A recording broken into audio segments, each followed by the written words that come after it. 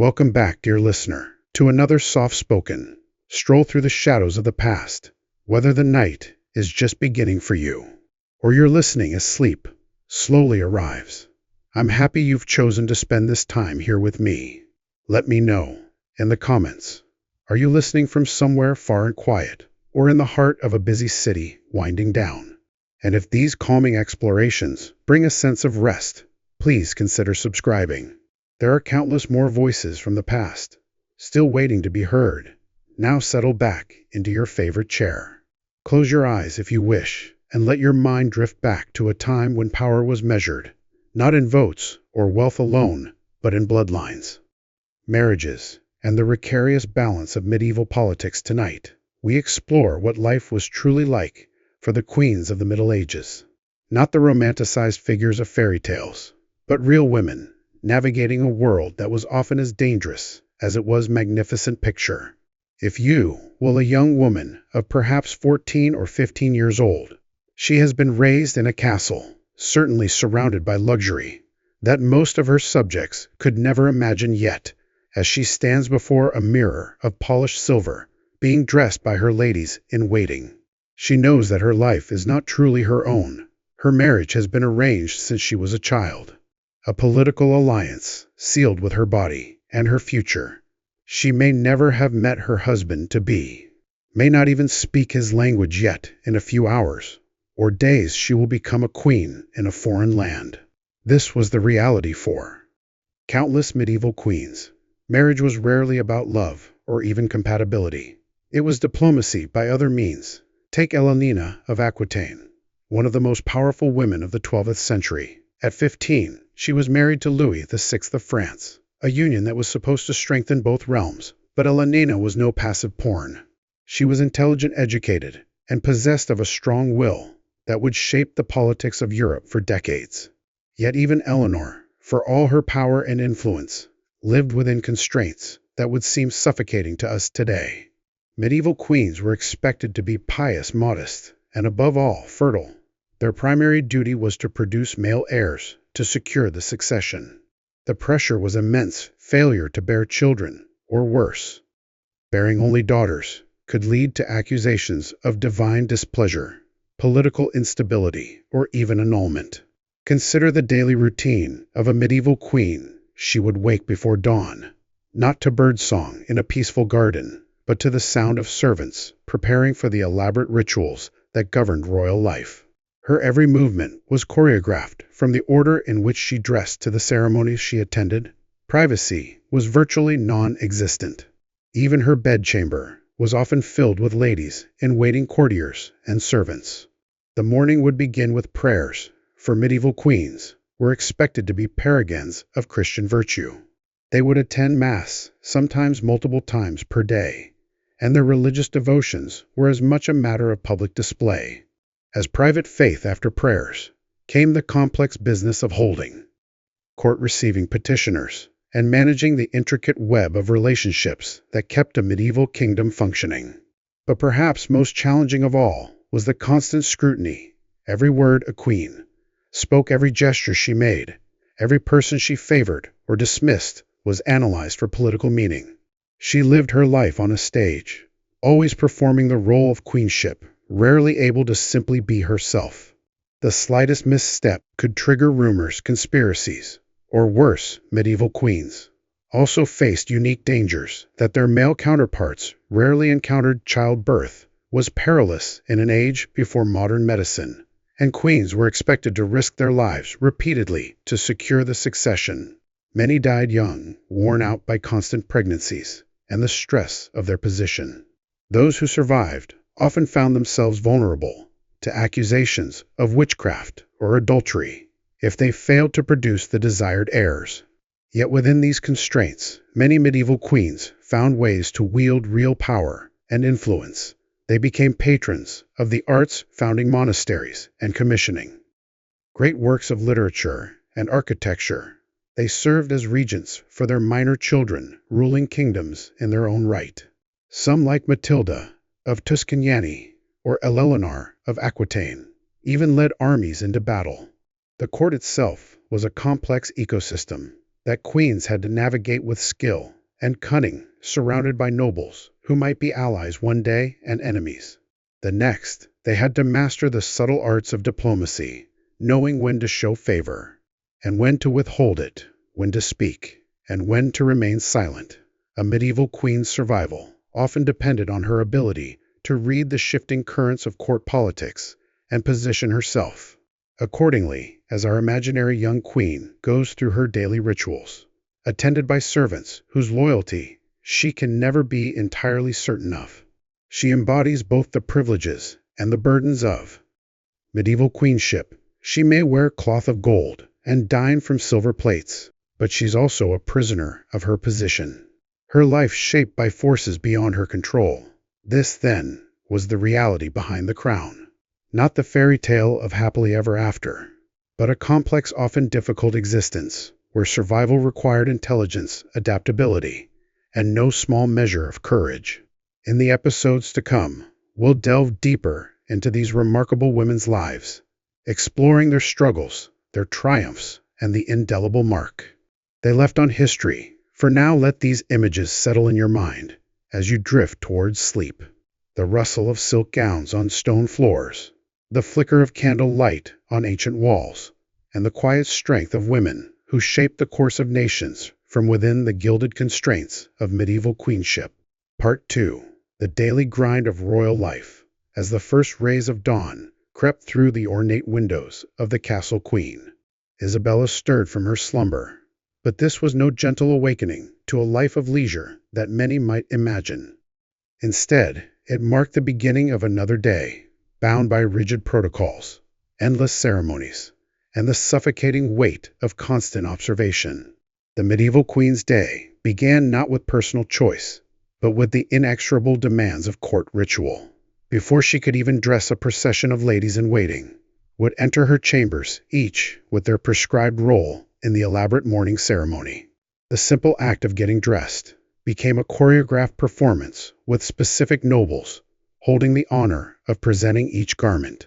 The queen could not simply reach for her favorite gown. Every piece of clothing had been selected according to the day's scheduled events, the season, the political climate, and what message the royal wardrobe was meant to convey. Consider the morning routine of Elénine of Aquitaine during her time as Queen of France. Even as one of the most powerful women in medieval Europe, her day began at dawn with prayers in her private chapel, followed by the formal dressing ceremony that could take over an hour the weight of her. Ceremonial robes, heavy with gold thread and precious stones, served as a constant physical reminder of her position's burdens. These garments weren't chosen for comfort or personal preference, but as statements of royal authority and divine appointment. The queen's breakfast, too, was far from a private affair. Even this most basic human need became a public spectacle, with designated courtiers, whose sole purpose was to oversee the royal meal. Food tasters ensured her safety, but also meant that every bite was observed, analyzed, and reported upon. The queen couldn't simply enjoy her food. She had to be conscious that her appetite, her preferences, even her manner of eating would be discussed throughout the court and potentially interpreted as signs of her health, mood, or political leanings. The morning audience was perhaps the most grueling part of the daily routine. Queens were expected to hold court, receiving petitioners, hearing grievances, and making decisions that affected countless lives. But unlike a modern executive, who might have advisors and time to deliberate, the medieval queen was expected to demonstrate wisdom and justice on the spot, often in matters of life and death. These weren't ceremonial duties. They were real responsibilities that carried enormous consequences. Take Queen Matilda of England, who during her contested reign in the 12th century would spend hours each morning hearing cases from nobles disputing land rights, merchants seeking trade privileges, and commoners requesting royal intervention in local disputes. Each decision had to balance competing interests while maintaining the delicate web of alliances that kept her in power. A single poorly judged ruling could spark a rebellion or lose the support of crucial allies. The administrative burden was crushing. Medieval queens weren't merely figureheads. They were expected to understand the complex financial systems of their kingdoms, manage vast household staffs, oversee the education and marriages of noble children placed in their care, and maintain correspondence with other royal courts across Europe. Queen Blanche of Castile, mother of Louis IX of France, regularly worked through documents until well past midnight, managing everything from military supplies to monastery endowments. The physical toll of this lifestyle was severe. Queens were constantly on display, required to maintain perfect posture and composure, even when suffering from illness or personal grief. They couldn't show weakness, couldn't have bad days, couldn't even scratch an itch without it being noted and potentially misinterpreted. The elaborate court dress, while magnificent, was also a form of physical constraint, with tight bodices, heavy fabrics, and restrictive undergarments that made even basic movement. Challenging privacy was a luxury that simply didn't exist. Queens were accompanied, at all times, by ladies-in-waiting guards and various court officials. They couldn't take a walk alone, couldn't write a letter without it being potentially intercepted, and couldn't have a private conversation without risking it being overheard and even their most intimate moments were subject to scrutiny. Royal pregnancies were matters of state, with court physicians monitoring every aspect of the Queen's health, and even the timing of conception being planned according to political needs. The emotional isolation was perhaps the cruelest aspect of royal life. Queens were surrounded by people all day, yet genuine friendship was nearly impossible. Every person who approached them wanted something: favor, advancement, protection, or simply the prestige of royal attention. True confidants were rare and dangerous. Trusting the wrong person could lead to political ruin or even death.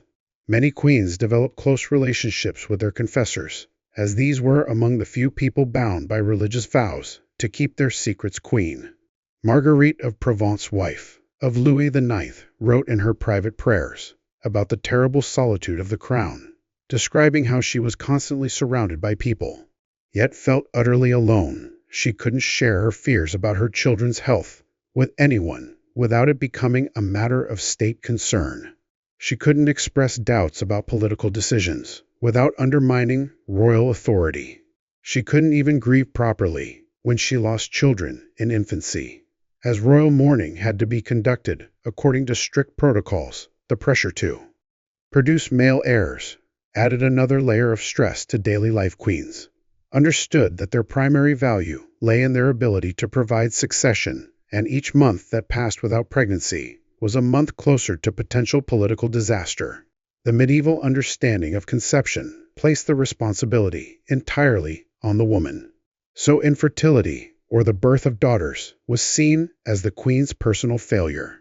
This biological pressure intersected with political necessity in ways that modern people can barely comprehend. Isabella of France, queen to Edward II of England, endured years of speculation about her inability to conceive early in her marriage. Court physicians subjected her to humiliating examinations, prescribed treatments that ranged from uncomfortable to dangerous, and constantly monitored her menstrual cycles. When she finally became pregnant, every aspect of her pregnancy was managed by a team of doctors, midwives, and court officials who saw her not as a person, but as a vessel for the future of the kingdom. The queen's relationships with their own children were complicated by the demands of royal life. Children were often raised primarily by wet nurses and tutors, with queens seeing them mainly during formal occasions.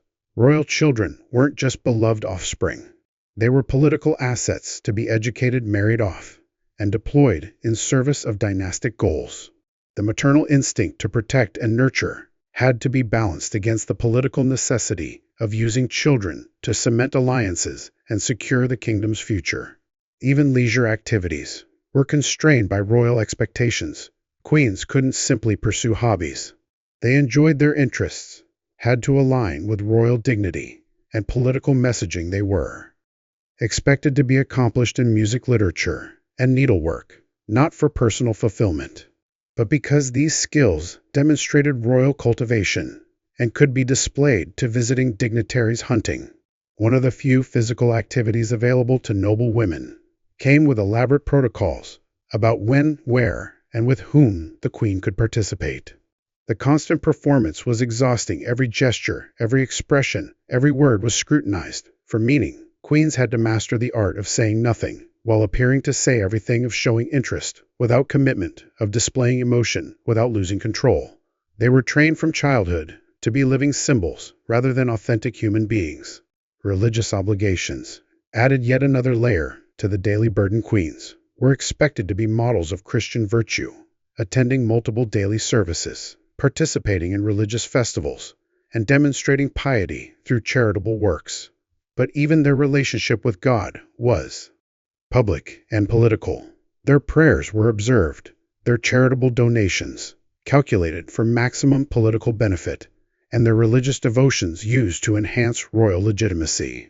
The administrative work alone was staggering. Queens managed household budgets that would dwarf modern corporations, oversaw staffs of hundreds of people, and maintained complex networks of patronage and obligation.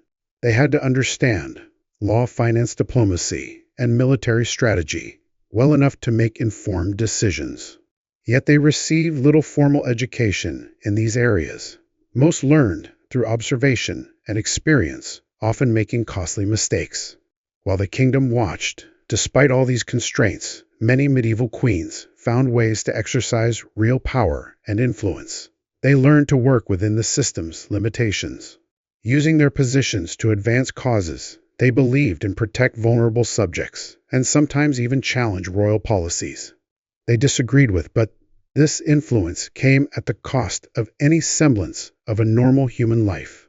The tragedy of the medieval queen's existence was that, in gaining a crown, she lost herself. The woman beneath the royal regalia was often forgotten, buried under layers of protocol, expectation, and political necessity, yet understanding this reality helps us appreciate the remarkable resilience and intelligence of the women who not only survived this system, but sometimes managed to thrive within it, leaving lasting impacts on their kingdoms and on history itself. Their daily lives were a constant negotiation between personal desires and public duties, between human needs and royal obligations, between the woman they might have been and the queen they were required to be. In this tension lay both the source of their power and the seed of their suffering, creating lives of magnificent complexity that challenge our modern assumptions about medieval queenship. Looking at the content you've provided and the context of continuing from where you left off, here's part 3 of your 12-part script about medieval queens. But even as queens navigated these treacherous political waters, their most fundamental duty remained brutally simple: produce a male heir. This biological imperative cast a shadow over every aspect of their existence, transforming their bodies into vessels for dynastic survival and their wombs into battlegrounds where the fate of kingdoms hung in the balance. The pressure to conceive began immediately after marriage, often when these queens were still teenagers themselves. Court physicians, astrologers, and midwives scrutinized every aspect of their health, diet, and behavior. They were fed special foods, believed to encourage conception, subjected to bloodletting, to balance their humors, and forced to endure treatments that ranged from the merely uncomfortable to the genuinely dangerous. Holy relics were placed beneath their beds. Prayers were offered at shrines, and pilgrimages were undertaken, all in service of the desperate hope for pregnancy. When conception did occur, the queen's life became even more regimented and observed her. Every movement was monitored, her diet carefully controlled, and her activities severely restricted. She was surrounded by female attendants, whose job it was to ensure nothing went wrong. During the precious months of pregnancy, the fate of the realm literally grew within her belly, and everyone knew it. But pregnancy in the medieval period was a death sentence for many women without modern medical knowledge or sterile conditions. Complications were common, and often fatal. Queens died in childbirth at alarming rates, their lives sacrificed on the altar of dynastic necessity. Even those who survived the birth faced the heartbreak of infant mortality, which claimed the lives of countless royal children before they reached their first birthday. Consider the tragic case of Jane Seymour, Henry VIII's third wife, she finally gave Henry the male heir he so desperately craved but died of complications, just 12 days after giving birth to the future Edward V VI. Her triumph in producing a son became her death warrant and her brief moment of fulfilling her primary duty. As queen came at the ultimate cost, the psychological toll of these expectations cannot be overstated. Queens who failed to conceive, or who produced only daughters, lived under constant threat of divorce annulment, or worse, they watched their husbands take. Mistresses, knowing that any bastard son could potentially threaten their own position, they endured the whispers of courtiers who blamed them for the kingdom's lack of a male heir, as if the sex of their children was somehow under their control. Catherine of Aragon experienced this torture for decades. Married to Henry VIII for over 20 years, she endured multiple pregnancies, miscarriages, and stillbirths. Only one child, Mary, survived to adulthood. The king's frustration with her failure to produce a son ultimately led to the English Reformation, as Henry broke with Rome to divorce Catherine and marry Anne Boleyn. Catherine spent her final years in exile, stripped of her title and separated from her daughter, all because her body had failed to produce the male heir. That politics demanded Anne Boleyn herself would face the same impossible pressure. Despite her intelligence, wit, and political acumen, her inability to give Henry a son sealed her fate after producing only Elizabeth. She too was cast aside, though her end was far more dramatic and violent than Catherine's lonely exile. The executioner's sword that ended her life was in many ways the logical conclusion of a system that valued queens solely for their reproductive capacity. Even successful queens who did produce male heirs found their troubles far from over. Medieval medicine understood little about spacing pregnancies or women's health, so queens were expected to continue bearing children throughout their fertile years. Each pregnancy brought new risks, and the constant cycle of conception, pregnancy, birth, and recovery took a devastating toll on their bodies and minds.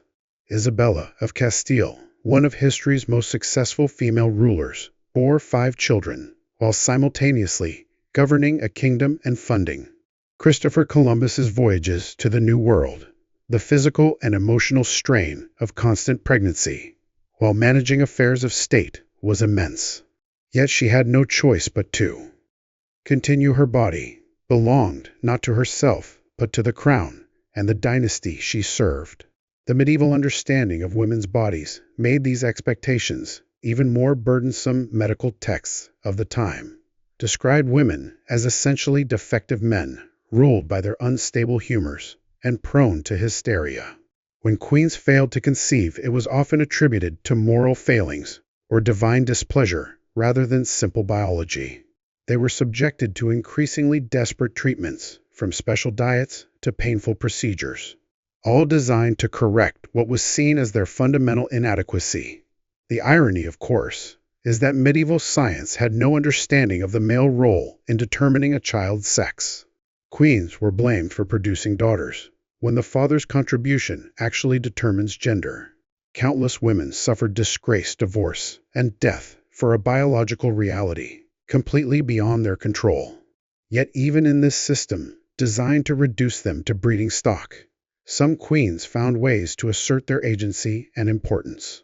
They used their pregnancies as opportunities to negotiate for better treatment or political concessions. They carefully managed the timing of announcements to maximize political advantage. They surrounded themselves with loyal female networks that provided support and protection during their most vulnerable moments. Elenina of Aquitaine, despite bearing 8 children across 2 marriages, never allowed motherhood to diminish her political power. She used her pregnancies strategically, ensuring that each child strengthened her position and expanded her influence. Even in her 70s, long past childbearing age, she remained a formidable political force, proving that a queen's value could extend far beyond her reproductive years. The constant pressure to produce heirs also created complex dynamics within royal families. Queens had to navigate not only their relationships with their husbands, but also with their children. stepchildren, and potential rivals. A queen who produced only daughters might find herself supplanted by a second wife, forcing her to watch her own children displaced in the succession. The emotional pain of seeing one's offspring marginalized for the sake of dynastic politics added another layer of suffering to an already difficult existence. These biological realities shaped every aspect of a medieval queen's daily life. Their clothing was designed for easy modification during pregnancy. Their diets were constantly monitored and adjusted based on their reproductive status. Their social activities were scaled or expanded, depending on whether they were trying to conceive pregnant or recovering from childbirth. Their very identity was tied to the functioning of their reproductive system in ways that modern women would find suffocating. The documentation from the period reveals the intimate details of this biological surveillance. Court records meticulously tracked queens' menstrual cycles, noting when they were indisposed and calculating fertile periods. Letters between royal physicians discussed the most intimate details of queens' bodies, as if they were medical specimens rather than human beings. The complete lack of privacy around their reproductive health was just another way in which queens were denied basic human dignity. This intense focus on reproduction also meant that queens who couldn't or wouldn't bear children faced particular challenges. Some, like Elizabeth I, turned their unmarried state into a political asset, using the possibility of marriage as a diplomatic tool while maintaining their independence. Others, like Christina of Sweden, eventually abdicated rather than submit to the expectation of marriage and motherhood. These exceptional cases highlight just how unusual it was for a medieval queen to escape the biological demands of her position. The physical realities of medieval childbirth made these expectations even more daunting without proper sanitation. Pain relief or medical intervention giving birth was genuinely life-threatening. Queens labored in rooms filled with attendants but lacking basic hygiene. They endured hours or days of agony with only herbal remedies for pain relief. Many died from infections, hemorrhaging, or complications that would be easily treatable today. Those who survived often faced lasting physical damage that affected them for the rest of their lives. Yet despite these overwhelming challenges, medieval queens found ways to create meaning and purpose within the constraints of their biological destiny. They became patrons of medicine and midwifery, funding research and training that helped other women. They established charitable institutions for mothers and children. They used their experiences of pregnancy and motherhood to connect with female subjects in ways that their male counterparts never could. The story of medieval queens' reproductive lives is ultimately one of resilience in the face of impossible expectations, reduced to their biological function, yet expected to maintain dignity and grace, blamed for outcomes beyond their control, yet required to continue trying. These women navigated a system designed to break them, that so many not only survived, but thrived, finding ways to wield power and create lasting legacies. Despite these constraints, speaks to the extraordinary strength of the human spirit. Their struggles remind us that behind every crown and title was a woman facing the most fundamental challenges of human existence, often alone and always under scrutiny. The price of medieval queenship was measured not just in political compromise or personal sacrifice, but in the most intimate and painful aspects of human biology. Understanding this reality helps us appreciate both the limitations these women faced and the remarkable achievements they managed despite them. Boring history. What life was really like for medieval queens. Part 4. But perhaps nowhere was the precarious nature of medieval queenship more evident than in the realm of marriage and romantic love. While fairy tales and romantic literature have painted a picture of courtly love and chivalrous knights winning the hearts of fair maidens, the reality for medieval queens was far more calculated, and often heartbreaking. Marriage for a medieval queen was never about personal choice or romantic attraction. It was a political chess move, a diplomatic treaty, sealed with a ring and a wedding ceremony from the moment a princess drew her first breath. Her future husband was likely already being discussed in council chambers across Europe. These marriages were arranged to forge alliances, secure trade routes, end wars, or claim territories. The bride's feelings were not merely secondary. They were completely irrelevant. Consider the tragic case of Isabella of Valois, who became Queen of England at the tender age of 6. Yes, 6 years old. She was married to the 29-year-old King Richard II as part of a peace treaty between England and France. This child bride spent her wedding day playing with dolls, while diplomats celebrated the political advantages her marriage would bring. She would never truly know her husband, as Richard was deposed and likely murdered when Isabella was still just a child herself, even when queens were old enough to understand their circumstances. They had no power to refuse their fate.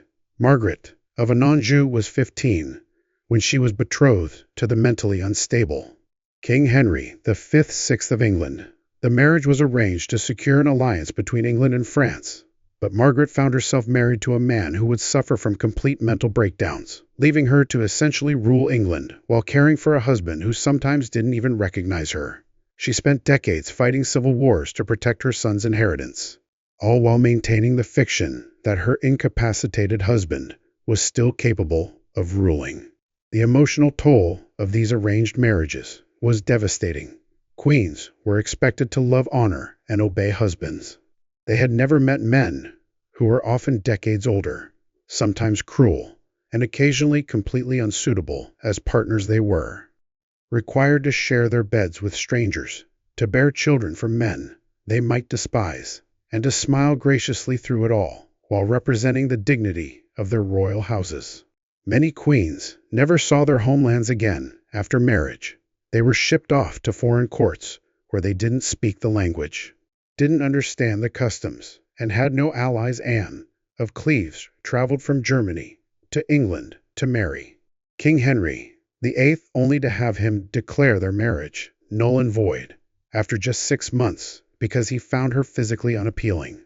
She spent the rest of her life in exile, neither married nor unmarried, completely dependent on the king's charity. The concept of romantic love, while celebrated in literature and song, was considered dangerous and inappropriate for royalty. Queens who showed too much affection for their husbands were viewed with suspicion, while those who sought love elsewhere faced accusations of adultery that could lead to execution. The court of love poetry and chivalry romance that we associate with medieval times was largely a fantasy, a literary escape from the harsh realities of political marriages and loveless unions.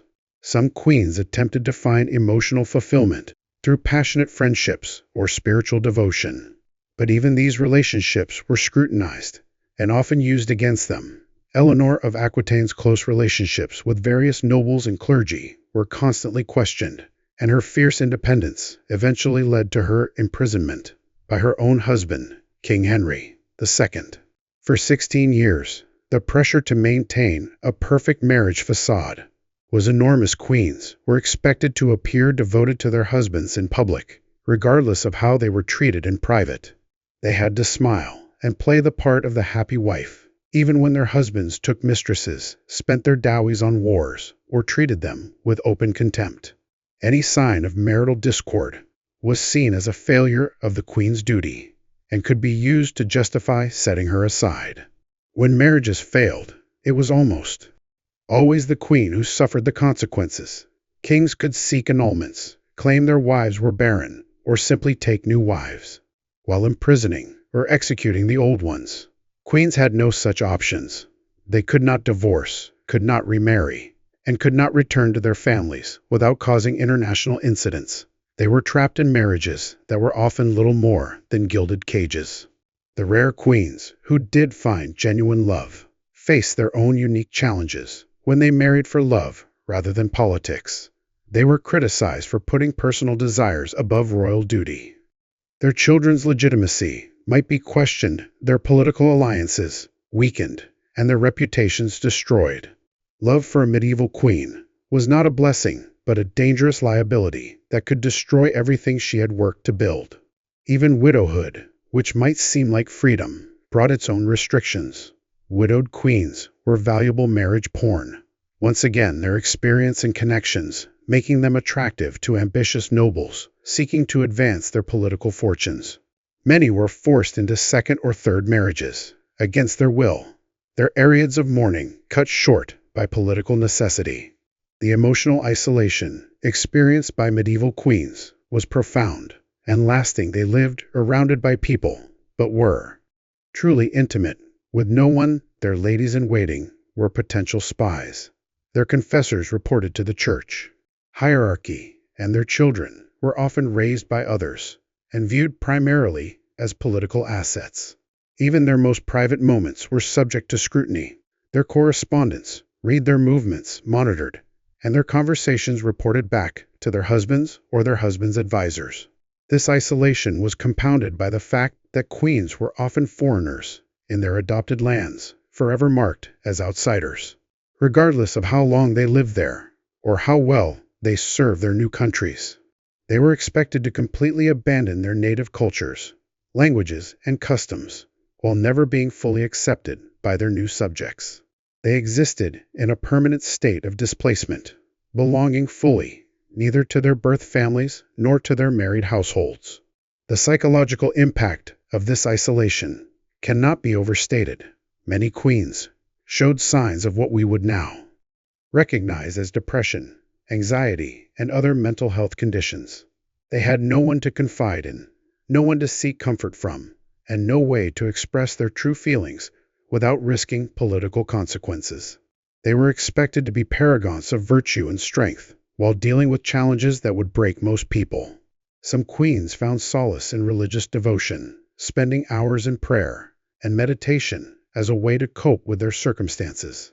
Others threw themselves into charitable works, finding purpose in helping others, even when they couldn't help themselves.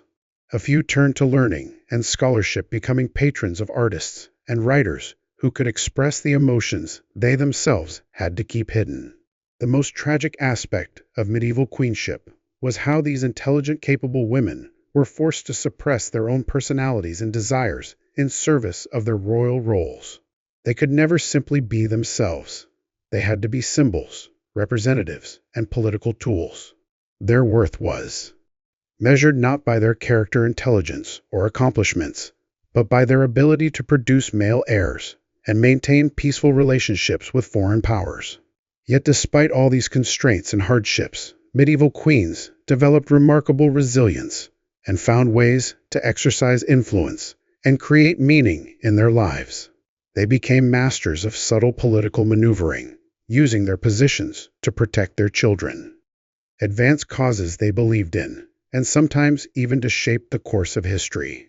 Their stories remind us that even in the most restrictive circumstances, the human spirit finds ways to endure, adapt, and sometimes even thrive.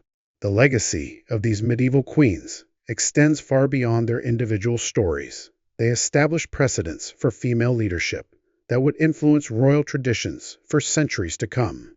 They patronized arts and learning that enriched their cultures. They navigated impossible political situations with grace and intelligence, and they bore the weight of expectations that no human being should have to carry, doing so with a dignity that commands our respect and admiration across the centuries. Looking at the reference materials and the script summary you've provided, I'll continue with Part 5 of the Medieval Queen script. Maintaining the contemplative tone and textospec-friendly format, while exploring the political dimensions of queenship beyond the confines of birthing chambers and the scrutiny of reproductive expectations. Medieval queens found themselves navigating an intricate web of political alliances and court intrigues that would challenge even the most seasoned diplomats.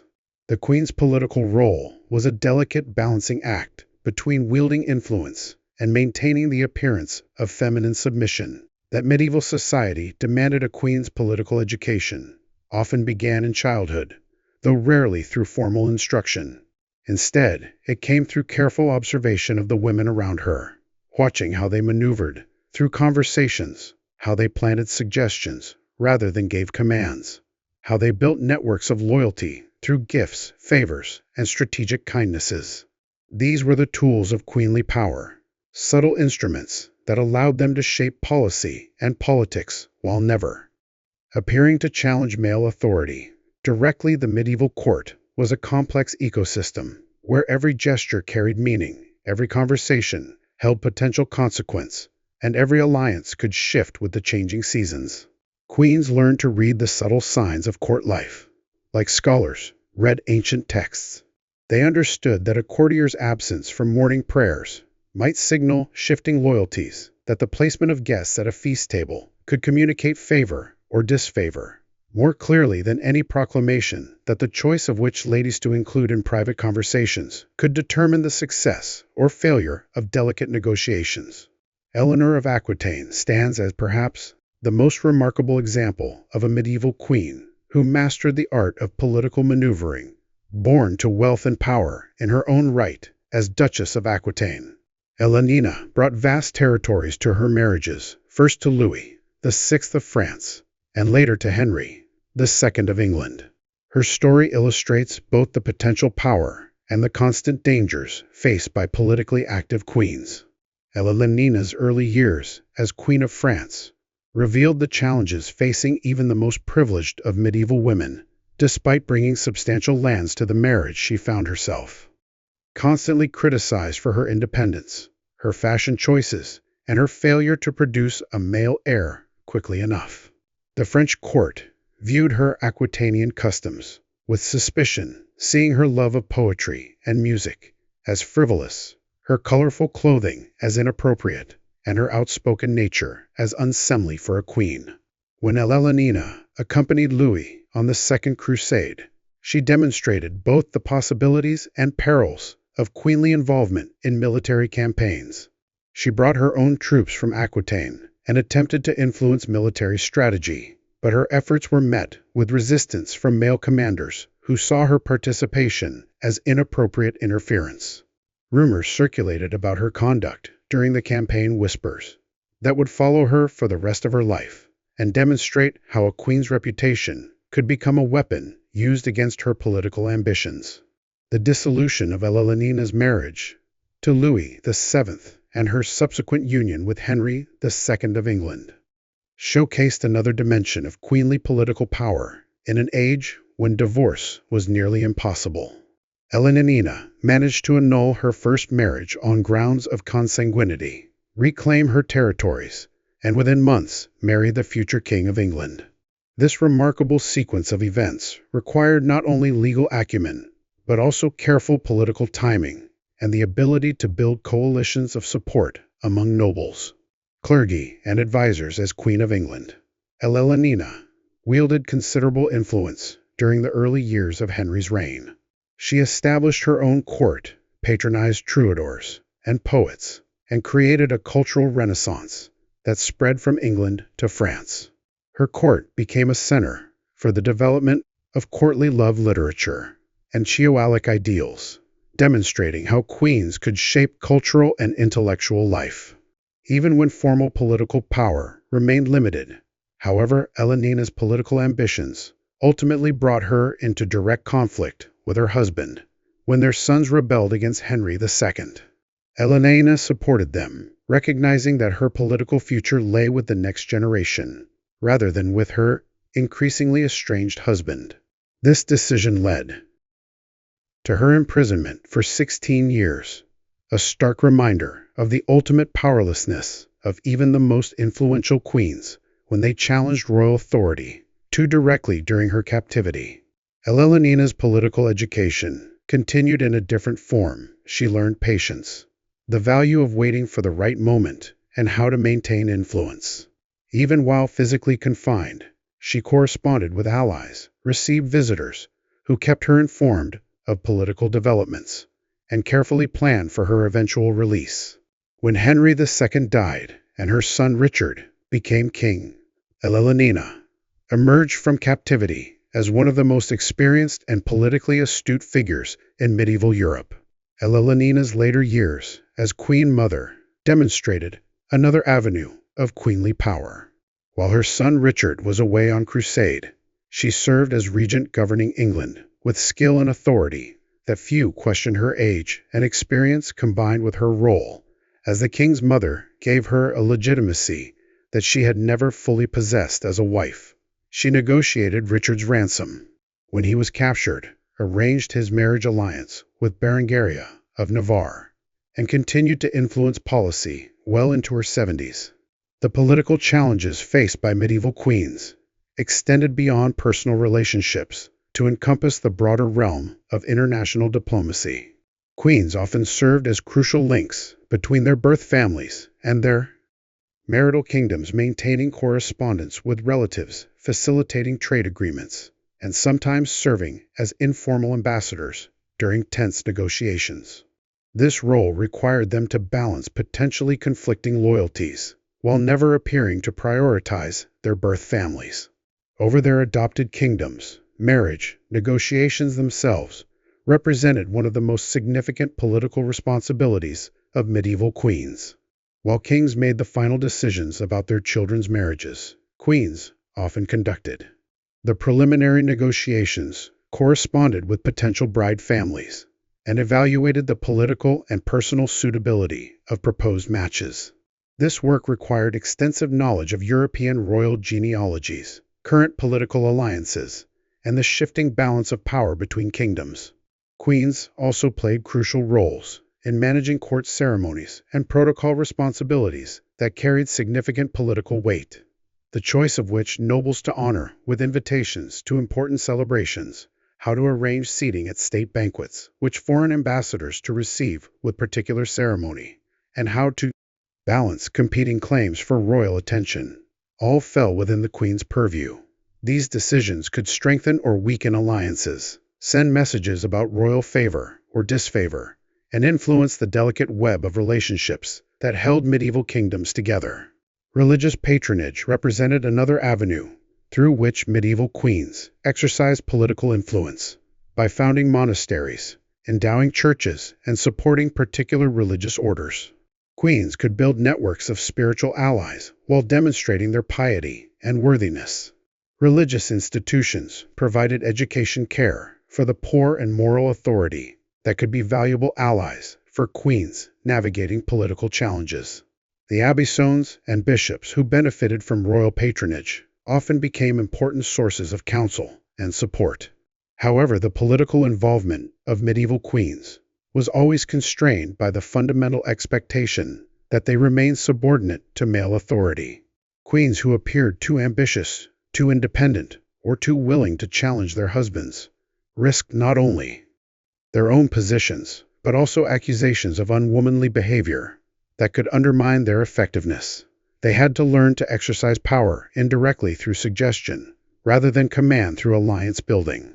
Rather than direct confrontation, the education of medieval queens in political matters was largely informal and experiential. Unlike princes, who received formal instruction in statecraft law and military strategy, queens learned through observation, conversation, and gradual involvement in court activities. They developed skills in reading people, understanding motivations, and predicting the consequences of various political decisions. This education never ended, as the political landscape of medieval Europe was constantly shifting with new alliances, conflicts, and opportunities. The correspondence of medieval queens reveals the sophistication of their political thinking and the complexity of their roles. Letters between queens and their allies show careful attention to diplomatic language, awareness of the broader implications of local decisions, and strategic thinking about long-term political goals. These women understood that their words would be scrutinized, their motives questioned, and their decisions evaluated, not only for their immediate effects, but for their implications for royal authority and dynastic stability. As we consider the political dimensions of medieval queenship, we see women who were far more than decorative figures or passive vessels. For royal offspring, they were active participants in the governance of their realms, skilled diplomats who managed complex relationships, and strategic thinkers who understood the intricate connections between personal relationships and political power. Their influence was often subtle and indirect, but it was nonetheless real and significant. In shaping the course of medieval history, the political legacy of medieval queens extends beyond their individual achievements to encompass their role in developing new models of female authority and influence through their careful navigation of the constraints placed upon them. They created space for future generations of royal women to exercise power and influence their stories. Remind us that even within the most restrictive social systems, determined individuals could find ways to shape their world and leave lasting impacts on the course of human events. The political education and involvement of medieval queens also highlights the importance of informal power structures in medieval society. While formal authority rested with kings and male nobles, the actual functioning of medieval kingdoms depended heavily on the networks of relationship obligation and influence that queens helped to create and maintain their political work. Though often invisible in official records, was essential to the stability and success of medieval monarchies. As we continue to explore the complex world of medieval queenship, we gain a deeper appreciation for the intelligence, resilience, and political acumen of these remarkable women. Their stories challenge simple narratives about medieval gender roles and remind us that the exercise of power and influence has always been more complex and nuanced than formal structures might suggest in their careful balance of constraint and agency. Medieval queens created a unique form of political authority that would influence royal women for centuries to come. Here's part 6 of the Medieval Queen script, continuing from where you left off. Yet even the most resourceful and determined medieval queens faced challenges that went far beyond the political arena. The very act of maintaining their health and physical well-being was fraught with difficulties that would be almost unimaginable to us today. Medical knowledge was primitive at best, often dangerously misguided at worst in queens. Despite their elevated status, were just as vulnerable to illness and injury as any other woman of their time. Consider the medical treatments available to a medieval queen suffering from what we would now recognize as a simple infection rather than antibiotics or sterile procedures. She would likely be subjected to bloodletting, a practice based on the flawed theory that illness resulted from an imbalance of bodily humors. Physicians would make deliberate cuts in her arms or apply leeches to drain what they believed was corrupted blood, often weakening her further and introducing new sources of infection. The very treatments designed to heal could prove more dangerous than the original ailment. The medieval understanding of anatomy was equally problematic. Dissection of human bodies was largely forbidden by the Church, leaving physicians to base their knowledge on ancient texts and animal studies. When Queen Isabella of France suffered complications during the birth of her son, the future Edward III, her physicians had no real understanding of obstetrics or surgical intervention. They could only rely on herbal remedies, prayer, and hope. While Isabella endured hours of agony that modern medicine could have alleviated in minutes, the preparation and consumption of food presented another daily hazard for medieval queens.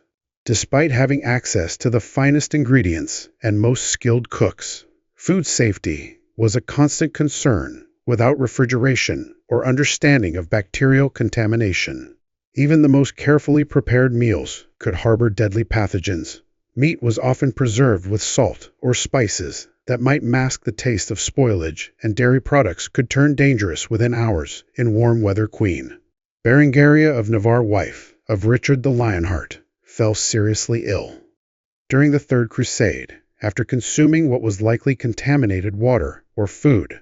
Her physicians, lacking any understanding of microbiology, attributed her illness to an excess of yellow bile and prescribed a diet of cold, moist foods to restore balance. Such treatments were not only ineffective, but often prolonged suffering and delayed any natural recovery the body might have achieved on its own. The very environment in which medieval queens lived, despite its luxury, harbored numerous health hazards. Castle walls, while providing security, also trapped moisture and created conditions perfect for mold and mildew. Tapestries and wall hangings, while beautiful, collected dust and provided hiding places for insects and rodents. Even the finest chambers were heated by open fires that filled rooms with smoke, leading to respiratory problems. that plagued many nobles throughout their lives. Personal hygiene, though better maintained among the nobility than among common people, was still rudimentary by modern standards. Queens might bathe more frequently than their subjects, perhaps once a week, or even more often, but soap was a luxury item, and hot water had to be laboriously heated and carried to wooden tubs. The lack of understanding about the connection between cleanliness and health meant that even well-intentioned hygiene practices could be inadequate or counterproductive. The cosmetics and beauty treatments available to medieval queens often contained substances we now know to be toxic lead-based face. Paints were common prized for their ability to create the pale complexion that was considered fashionable.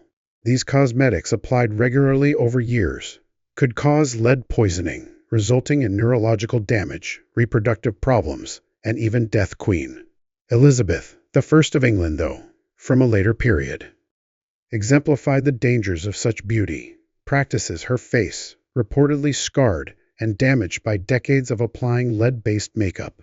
Dental care was another area where medieval queens suffered, despite their privileged status. Sugar, when available, was a luxury that the wealthy could afford, leading to tooth decay and gum disease. Among the nobility, dental hygiene consisted mainly of rinsing with wine or herbal solutions, and tooth extraction was the primary treatment for serious dental problems. Many queens endured chronic pain from dental issues, which could affect their ability to eat properly and maintain their health. The psychological toll of these physical challenges cannot be underestimated. A queen suffering from chronic pain, whether from dental problems, complications from childbirth, or other ailments, would still be expected to fulfill her ceremonial and political duties. She could not simply retreat to bed when unwell, as her presence was required at court, functions, religious ceremonies, and state occasions. The pressure to maintain a composed and regal appearance while dealing with pain or illness required extraordinary mental fortitude. Sleep, that most basic of human needs, was often disrupted for medieval queens by both environmental factors and the demands of their position. Castle chambers, despite being the finest available, were drafty and cold, heated only by fireplaces that required constant tending. The sounds of the castle never truly ceased, with guards making their rounds, servants going about their duties, and the general bustle of a large household. Queens often had to share their sleeping quarters with attendants, further reducing privacy and peaceful rest. The clothing that symbolized a queen's status and power also presented daily challenges to her physical comfort and health. The elaborate gowns, while magnificent, were incredibly heavy and restrictive. Multiple layers of fabric, jeweled ornaments, and structured undergarments could weigh dozens of pounds, making simple movement exhausting. The tight lacing required to achieve the fashionable silhouette could restrict breathing and circulation, leading to fainting spells that were so common they were simply accepted as normal. These physical constraints extended beyond mere discomfort to impact a queen's ability to respond to emergencies or even to move freely within her own domain. If a crisis arose requiring quick action or movement, a queen's elaborate costume could prove a serious hindrance. The process of dressing and undressing was so complex that it required multiple attendants and significant time, meaning that a queen could not quickly adapt her appearance to changing circumstances. The seasonal variations in medieval life presented additional challenges to royal health and comfort. Winter brought not just cold, but also the increased risk of illness as people crowded together indoors. The limited diet available during winter months, even for royalty, could lead to nutritional deficiencies.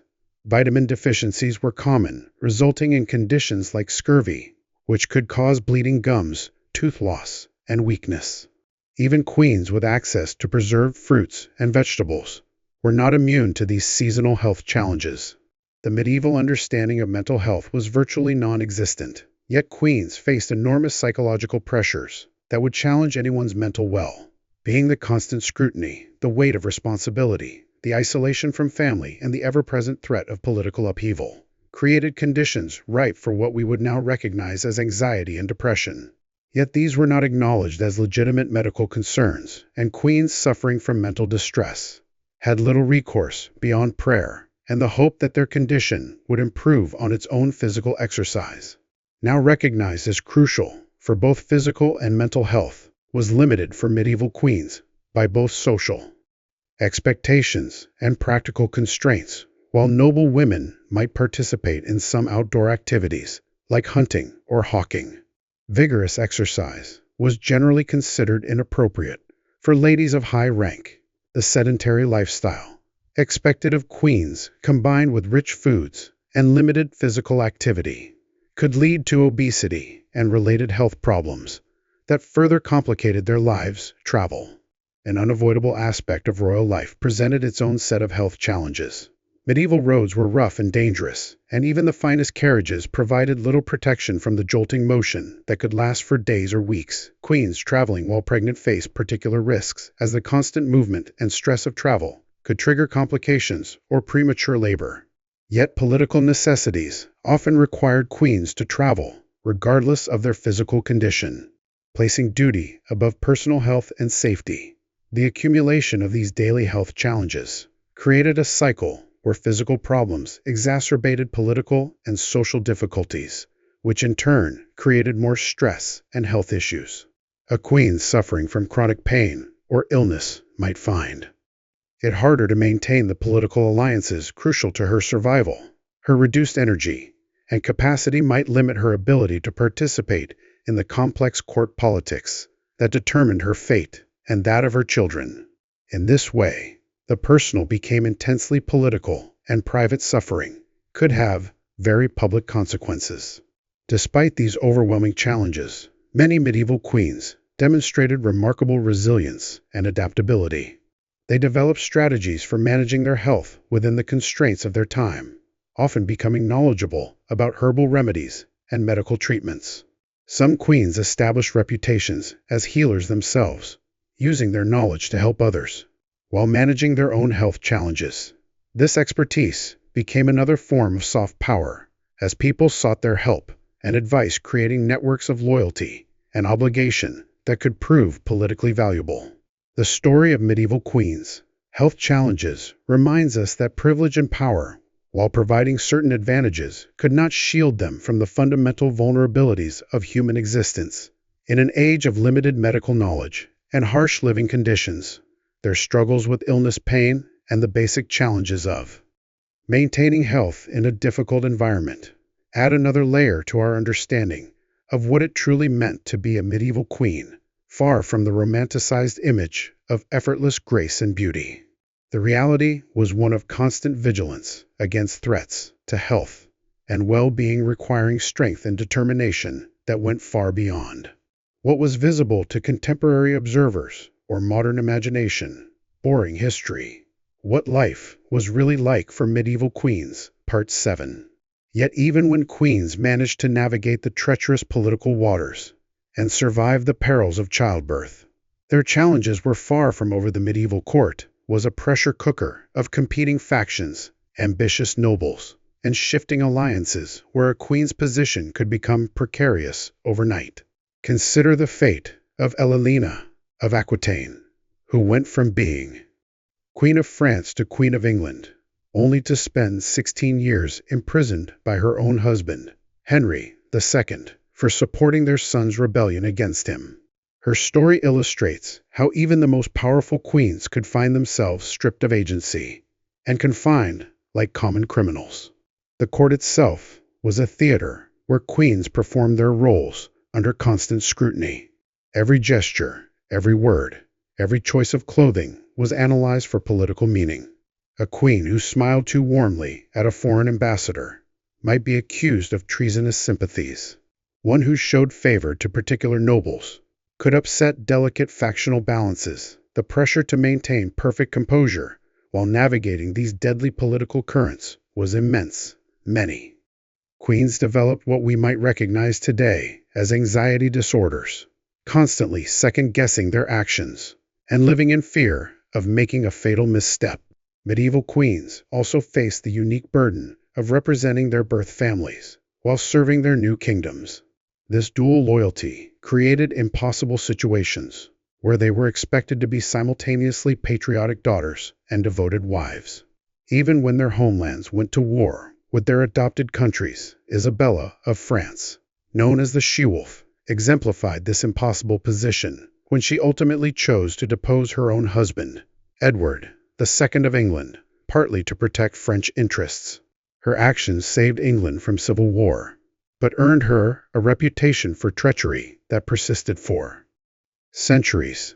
The religious expectations placed on medieval queens were equally demanding. They were expected to be paragons of Christian virtue while wielding political power. In ways that often contradicted Christian teachings about feminine submission, queens had to balance their roles as pious examples to their subjects with the harsh realities of medieval politics, which sometimes required them to order executions, wage wars, or make strategic alliances with enemies of the faith. This contradiction created deep psychological stress for many queens who struggled to reconcile their actions with their spiritual beliefs. Financial control was another area where queens faced significant restrictions, despite their apparent wealth and luxury. While queens might have access to magnificent jewels, elaborate gowns, and sumptuous feasts, they rarely controlled the purse strings. Directly, their spending was monitored and controlled by male advisors, and their ability to use financial resources for political purposes was severely limited. Even wealthy queens, in their own right, often found their inheritances managed by others, reducing them to supplicants for funds to support their own households and charitable endeavors. The education of medieval queens, while sometimes superior to that of other women, were still carefully circumscribed to avoid threatening male authority. Queens learned languages, music, and literature, but they were rarely taught military strategy, legal theory, or administrative skills that would help them rule effectively when circumstances forced them into positions of real power. Many queens had to learn statecraft through trial and error, often making costly mistakes that were then used to justify excluding women from political authority. The few queens who did receive comprehensive educations, like Blanche of Castile or Eleanor of Aquitaine, demonstrated remarkable political acumen that challenges medieval assumptions about feminine intellectual capacity. The isolation experienced by medieval queens extended beyond the political realm into their personal relationships. Friendships were complicated by court politics, as any close relationship could be seen as creating dangerous factions or inappropriate influences. Queens often found themselves surrounded by people who wanted something from them, rather than genuine companions. Even relationships with their children were complicated by dynastic considerations, as royal children were viewed as political assets, to be managed rather than simply loved. Many queens expressed profound loneliness in their letters and chronicles, describing the burden of always having to be on and never being able to trust completely in anyone's motives. The medical treatment available to medieval queens, while better than what common women received, was still primitive and often dangerous by modern standards. Royal physicians relied on bloodletting, purging, and various herbal remedies that were sometimes more harmful than helpful. Queens suffering from what we would now recognize as depression, anxiety, or other mental health issues were often treated with religious remedies or blamed for moral failings. The constant stress of their positions, combined with inadequate medical care, led many queens to suffer from chronic illnesses that were poorly understood and inadequately treated. Medieval queens also faced unique challenges related to their public image and reputation. Unlike kings whose reputations were primarily built on military and political achievements, queens were judged largely on their moral character and their success in producing male heirs. A queen who failed to conceive or who bore only daughters might find her entire reign judged a failure, regardless of her other accomplishments. Conversely, queens who were too successful in areas traditionally reserved for men might be criticized as unnatural or threatening to the proper order of society. The ceremonial aspects of queenship, while providing some of the glamour we associate with medieval royalty, were often more burden than privilege. Queens were expected to participate in elaborate court rituals, religious ceremonies, and public appearances that could last for hours or even days. These events required extensive preparation, careful choreography, and perfect execution, as any mistake could be interpreted as a bad omen or sign of divine displeasure. The physical demands of these ceremonies, combined with the psychological pressure to perform flawlessly, created additional stress for queens who were already dealing with the complexities of political life. Perhaps most tragically, medieval queens often found themselves powerless to protect those they loved most. When political considerations required the sacrifice of friends, allies, or even family members, queens were expected to acquiesce gracefully or risk their own positions. Many queens watched helplessly as their children were married off for political advantage. Their friends were exiled or executed for treason, or their homeland was invaded by their new country. The emotional toll of these forced betrayals was immense, contributing to the high rates of depression and early death. Among medieval queens, the legacy of medieval queens was often shaped more by political propaganda than by their actual achievements. Queens who challenged male authority or who ruled successfully in their own right were often vilified in later accounts, their accomplishments minimized or attributed to male advisors. Even queens who were celebrated in their lifetimes might find their reputations destroyed by subsequent chroniclers who disapproved of powerful women. This systematic erasure of female achievement meant that many medieval queens who displayed remarkable intelligence, courage, and political skill have been forgotten or misremembered by history. The daily reality of medieval queenship was thus far removed from the fairy tale images that persist in popular culture. These women lived lives of extraordinary complexity, balancing impossible expectations, while navigating deadly political currents with limited agency and support. They faced unique challenges that combined the general hardships of medieval life with the specific burdens of feminine royalty, creating experiences that were simultaneously privileged and profoundly constrained.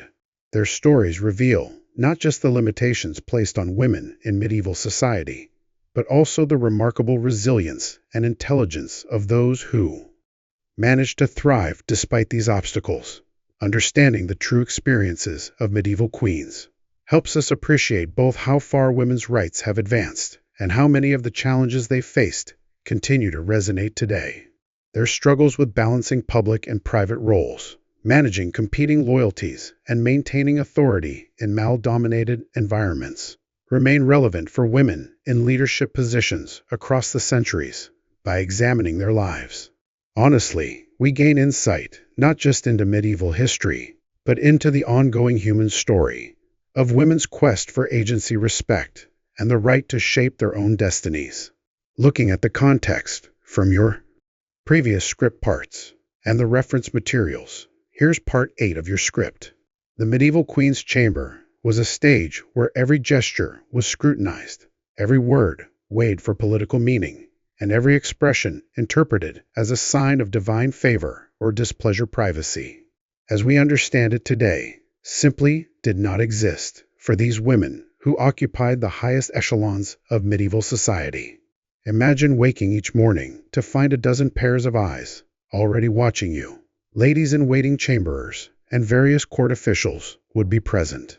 From the moment a queen stirred in her bed until she retired at night, even the most intimate moments of her daily routine became public spectacles, choreographed performances that reinforced her status while simultaneously constraining her humanity. The morning routine of a medieval queen was an elaborate ritual that could take several hours to complete. She would be dressed by her ladies-in-waiting in layers upon layers of clothing, each garment carefully selected to convey messages about her wealth, piety, and political allegiances. The choice of colors, fabrics, and jewels was never arbitrary, but rather a complex form of communication that spoke to those who understood the subtle language of medieval court fashion. Her breakfast, like everything else, was a public affair. The queen would dine while courtiers watched their presence, serving both ceremonial and practical purposes. Food tasters ensured her safety from poison, while the elaborate presentation of dishes reinforced the majesty of her position. Yet this constant observation meant that even a simple meal became a performance, with the queen unable to display genuine emotion or preference without it being noted, and potentially used against her. The weight of representation extended far beyond personal comfort. Every decision a medieval queen made carried the potential for far-reaching political consequences. Her choice of which nobles to favor with her attention, which religious observances to emphasize, and even which books to read or music to enjoy, could shift the delicate balance of court politics. She was simultaneously the most powerful woman in the realm, and utterly constrained by the expectations of that power. Consider the challenge of maintaining diplomatic relationships through personal correspondence. A medieval queen's letters were never truly private documents, but rather state communications that would be scrutinized by advisors, copied by scribes, and potentially intercepted by enemies. Every word had to be carefully chosen to avoid giving offense, while advancing her kingdom's interests. The art of saying much while revealing little became an essential skill for survival. The pressure to maintain an image of serene composure was relentless. Medieval queens were expected to embody the ideal of Christian virtue, displaying patience, humility, and grace even in the face of personal tragedy or political crisis. They could not afford to show weakness, anger, or despair, regardless of what turmoil might be raging within their hearts.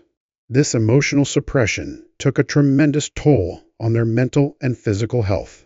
Yet it was seen as an essential aspect of their royal duty. The paradox of medieval queenship becomes even more apparent when examining their role in religious life. While they were expected to be paragons of Christian virtue, and often served as patrons of religious institutions, their very existence as wielders of temporal power created theological tensions. Medieval church doctrine was ambivalent about female authority, and queens had to navigate carefully between demonstrating appropriate piety and maintaining the political influence necessary to rule effectively. Many medieval queens found creative ways to exercise power within these constraints, developing what historians call soft power strategies. They would influence policy through their roles as wives and mothers, using their positions to advance certain courtiers or religious reforms, while maintaining the appearance of feminine submission. This required extraordinary political acumen and emotional intelligence, as they had to achieve their goals without appearing to actively seek them. The queens who succeeded in leaving lasting legacies were often those who mastered the art of working within the system while gradually expanding its boundaries. They understood that direct confrontation with male authority structures would likely fail, so they employed more subtle methods of influence through patronage of the arts and scholarship, establishment of religious foundations, and careful cultivation of networks of loyal supporters. They could effect change while maintaining their positions, yet even these successful queens paid a personal price for their achievements. The constant need to balance competing demands to present a perfect public face, while managing complex political realities and to suppress their own desires in service of their roles, created a profound isolation. They lived surrounded by people, yet were often fundamentally alone, unable to form genuine friendships or express authentic emotions without risk. The physical toll of medieval queenship was equally severe. The elaborate clothing required for court appearances was often heavy and restrictive, making simple movement difficult. The cosmetics and beauty treatments of the era frequently contained toxic substances like lead and mercury, which could cause serious health problems over time. The stress of constant performance and political maneuvering manifested in various ailments that medieval medicine was ill-equipped to treat. Perhaps most tragically, the very qualities that made medieval queens effective rulers. Their intelligence, ambition, and political skill were often seen as threats to the amalgamated power structure. They had to be clever enough to navigate complex political situations, yet not so obviously intelligent as to challenge masculine authority. They needed to be strong enough to endure tremendous pressures, yet appear fragile enough to maintain feminine ideals. This impossible balancing act required them to fragment their personalities, showing different aspects of themselves to different audiences, while never revealing their complete authentic selves to anyone. The loneliness of medieval queenship extended beyond the personal to encompass a kind of historical isolation as well. Their stories were typically recorded by male chroniclers, who often emphasized their roles as wives and mothers, while downplaying their political achievements. This means that much of what we know about medieval queens comes filtered through the perspectives of men who may not have fully understood or appreciated the complexity of their positions. The legacy of these remarkable women lies not just in the specific policies they influenced or the institutions they founded, but in their demonstration of how human beings can adapt and thrive. Even under the most constraining circumstances, they showed that power could be exercised through patience and subtlety, as well as through force, and that influence could be maintained through networks of relationship and obligation, rather than through direct command. Their example reminds us that leadership takes many forms, and that some of the most effective rulers in history have been those who understood how to work within existing systems, while gradually transforming them. The medieval queens who left the most lasting impact were often those who recognized that sustainable change comes through building consensus and creating new possibilities, rather than through direct confrontation with established power structures. In examining their lives, we see both the constraints that limited human potential in the medieval world and the remarkable creativity that individuals could display in transcending those limitations. These women lived lives of extraordinary complexity, managing to exercise real influence and leave lasting legacies, while operating within a system that was designed to limit their agency at every turn. Boring history. What life was really like for medieval queens, Part N. But perhaps nothing illustrated the paradox of medieval queenship more starkly than the institution of queenly motherhood itself. While modern sensibilities might assume that bearing children brought medieval queens closer to fulfillment and security, the reality was far more complex and perilous. Pregnancy and childbirth were quite literally matters of life and death, not just for the child but for the queen herself. Consider the haunting case of Jane Seymour, Henry VIII's third wife, who died just 12 days after giving birth to the future Edward VI, or Isabella of Valois, who died in childbirth at age 19 while married to Richard II. These were not isolated tragedies, but common occurrences that cast a shadow over every royal pregnancy. Medieval obstetrics were primitive at best, relying on superstition and tradition rather than medical knowledge. Queens labored in darkened chambers, attended by midwives, whose training consisted largely of folklore and prayer. The very clothing that marked a queen's status could become a death trap during labor. The elaborate gowns, tight bodices, and restrictive undergarments that were symbols of royal dignity had to be carefully removed, leaving queens vulnerable and exposed at their most critical moments. The irony was bitter. The very garments that proclaimed their elevated status could literally strangle them when they needed freedom of movement most. But even when queens survived childbirth, their trials were far from over. Medieval medicine had little understanding of postpartum care. Infections were common, and often fatal. Queens were expected to remain confined for weeks after delivery, lying in stuffy, unventilated chambers that were breeding grounds for disease. The practice of lying in was supposed to protect new mothers, but it often sealed their fate. Instead, the psychological toll was equally devastating. Queens who failed to produce male heirs faced not just disappointment, but genuine terror. They knew their marriages, their security, even their lives could depend on delivering sons. Anne Boleyn's desperation to produce a male heir after giving birth to Elizabeth was palpable in her letters, writing frantically to Henry about her hopes for future sons, even as the king's affections were already wandering toward Jane Seymour. Medieval queens also faced the heartbreak of infant mortality at rates that would be unthinkable today. Roughly half of all children born to medieval royal families died before reaching adulthood. Queens watched helplessly as their babies succumbed to diseases that are easily treatable today. Measles, whooping cough, simple infections. The emotional devastation of losing child after child how under constant pressure to produce heirs, created a cycle of grief that many queens never escaped. Eleanor of Aquitaine bore 10 children, but watched several die in infancy and childhood. Her surviving children often lived tumultuous lives. Her sons rebelled against their father, Henry II. Her daughters were married off to secure political alliances that frequently ended in misery.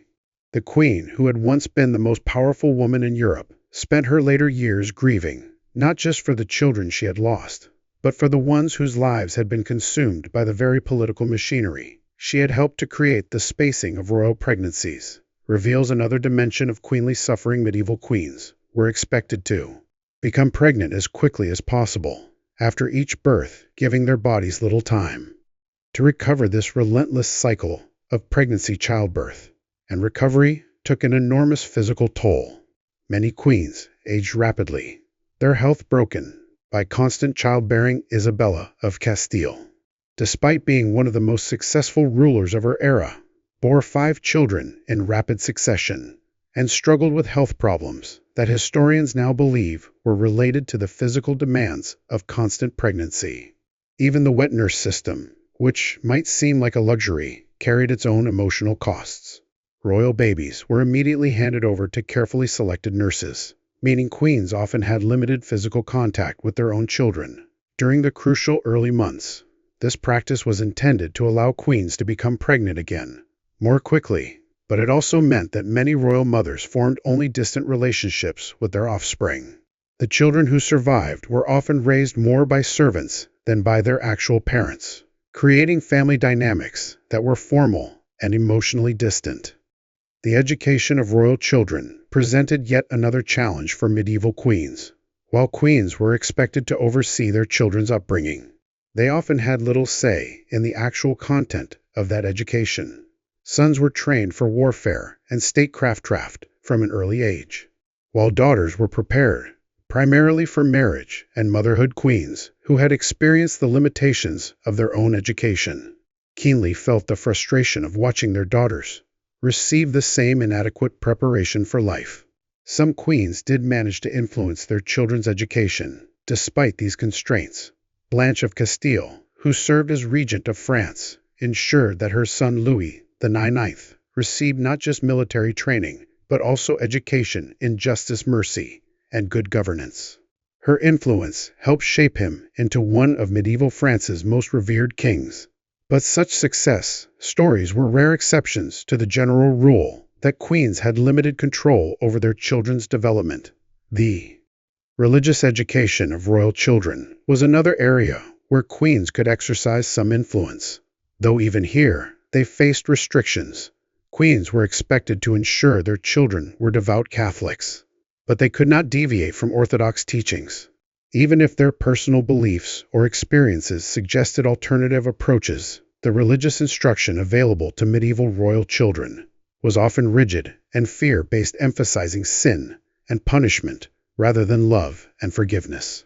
Marriage negotiations for royal children began when they were still infants, with queens often forced to watch helplessly as their babies were promised to foreign princes or princesses for political advantage.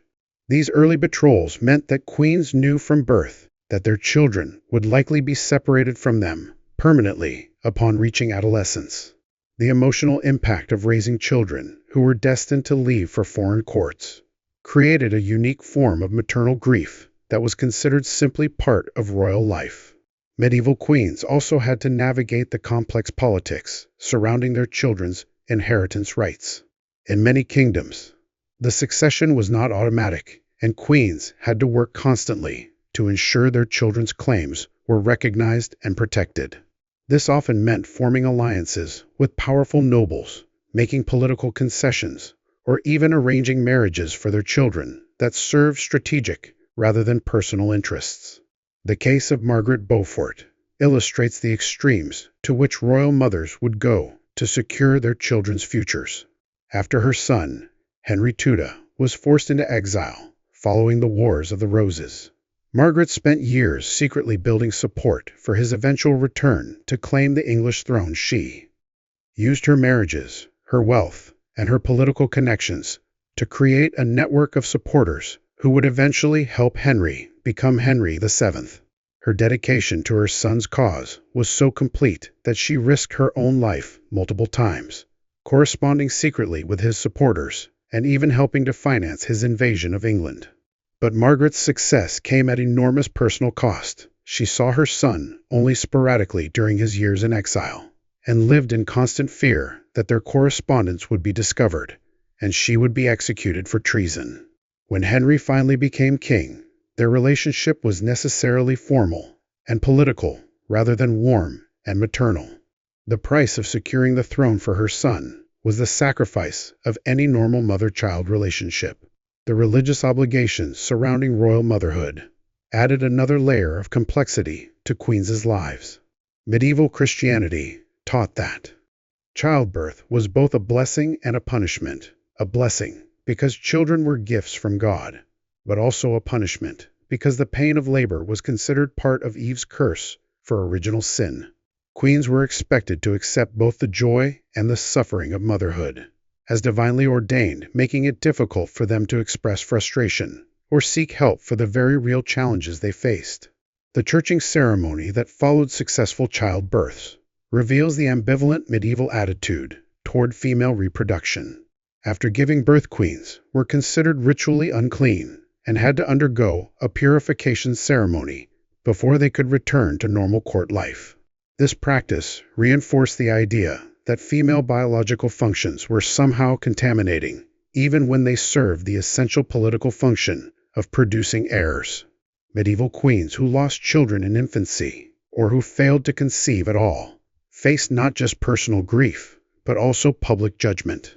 They were often blamed for these failures, with court physicians and religious advisors suggesting that their behavior, diet, or moral character was responsible for their reproductive difficulties.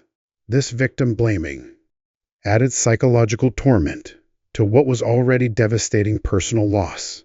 The few queens who managed to maintain close relationships with their children often did so by defying social expectations.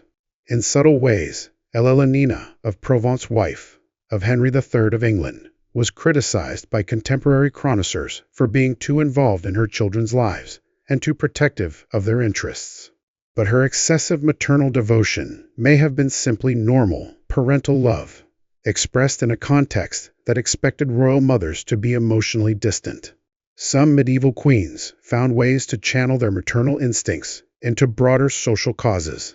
When their own reproductive experiences were limited, or tragic queens, who had lost children, sometimes became patrons of orphanages or hospitals for children.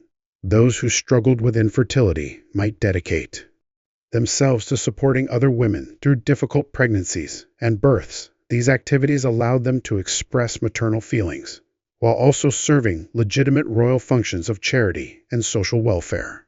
The seasonal nature of medieval royal pregnancies reveals another aspect of the calculated approach to royal reproduction. Queens often timed their pregnancies to avoid giving birth during certain seasons or political events. Winter births were considered more dangerous due to cold and poor nutrition, while births during military campaigns could create political vulnerabilities.